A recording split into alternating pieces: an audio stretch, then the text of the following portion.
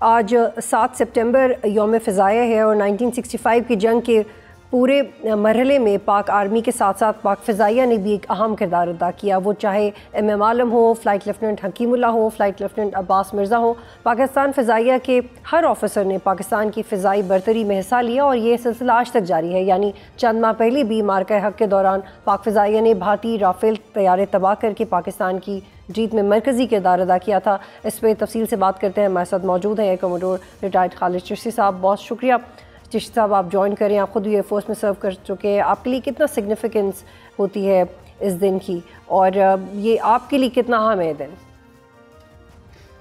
بہت شکریہ بطول مجھے انوائٹ کرنے کا. اور یہ دن ڈیفینیٹلی ہمارے لیے اس لیے پرائڈ ہے کہ ہم نے ان ہیروز سے پرسنلی یہ بہت ساری سٹوریز خود سنی ہیں. ہمیں انہوں نے اپنی لیگیسی پاس آن کی، ہم نے بھی کوشش کی کہ آنے والی نسلوں کو پاس کریں. تو یہ آن گوئنگ ہے. یہ جتنے ہیروز کے لیے اپنے نام لیے ہیں ان میں زیادہ تر ہم نے یا ایئر فورس میں دیکھا ہے یا ہم سے باتیں کی یا ریٹائرمنٹ کے بعد بھی ملے. میں اپنی ڈاکومنٹریز بناتا ہوں جن کچھ واریئرز کا نام لیا. ان سے ذاتی طور پر بھی میں سن چکا ہوں. ایز اے نوجوان آفسر جب میری پشاور میں پہلی پوسٹنگ ہوئی تھی اپنی ٹریننگ مکمل کرنے کے بعد، تو جو میرا پہلا اسکواڈرن تھا وہ یہی 15 اسکواڈرن تھا جو ابھی J-10C کا اسکواڈرن ہے جس نے یہ شوٹنگ کی ہے زیادہ تر جہاز ہندوستان کے مارے. میں پشاور میں رہتا تھا میس میں، اور ایم عالم صاحب نے کیونکہ شادی نہیں کی تھی تو وہ بھی اسی میس میں رہتے.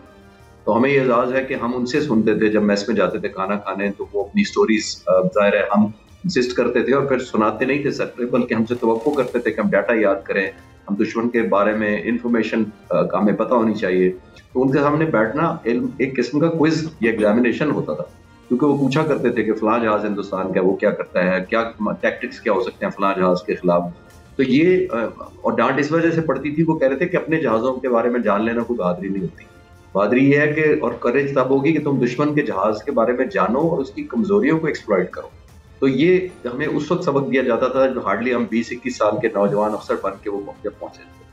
تو یہ ایک لیگیسی ہے الحمدللہ.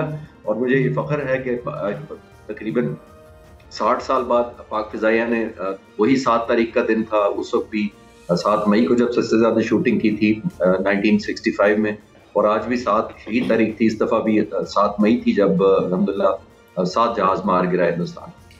بالکل آپ صحیح کہہ رہے ہیں. اور چشتی صاحب یہ بھی بتائیے گا کہ وہ کون سے واقعات تھے جنہوں نے 65 کی جنگ کا رخ موڑا تھا؟ دیکھیے بنیادی طور پر جیسے میں ہر دفعہ کہتا ہوں، اور 1965 کی کنٹینیویشن نہیں تھی، یہ ہماری ہسٹری تھی. ہمیں جب پاکستان بنا تھا اس وقت سے پاک فضائیہ کو پتا تھا کہ ہم نمبر وائز مقابلہ اپنے دشمن. واقعہ جب میں آپ کو بتاتا چلوں ہماری ریڈینس کا یہ تھا کہ پاکستان کے صرف 12 سال بعد اپریل 1959 کو 1959 کو ہندوستان نے ایک کیمرہ جاسوس تیار بھیجا تھا پاکستان سرحدوں میں جیلم کے قریب اور پنڈی جانا شروع کر دیا. اس جہاز کا ایڈوانٹیج یہ تھا کہ 50,000 فٹ پر اڑتا تھا اور اس ہائٹ تک پہنچنے کے لیے ہمارے پاس کوئی ایسا جہاز نہیں تھا. تو F-36 جو جہاز تھا وہ 45,000 تک جا سکتا تھا. اسکریمبل کیا گیا اور وہ عید کا دن تھا، یعنی قوم اس دن عید منائی. پاک فضائیہ الرٹ تھی، فلائی لیفٹیننٹ یونس تھے، انہوں نے اس کو چیز کیا، لیکن کیونکہ اس ہائٹ پہنچ پا رہے تھے پھر انہوں نے چیز کرتے ہوئے پنڈی تک گئے. اس کے پیچھے اس نے ٹرن کیا تو کچھ ہائٹ اس کی لوز ہوئی تو وہ بنایا گرایا جہاز. اور اس وقت بھی دونوں پائلٹ کر گئے، قیدی بنا لیے گئے. بات کر رہا ہوں پاکستان بننے کے 12 سال بعد. اس کے 6 سال بعد یہ 1965 لگی جس کا آپ نے ذکر کیا، اور ہم آج اب ذکر اسی لیے کر رہے ہیں.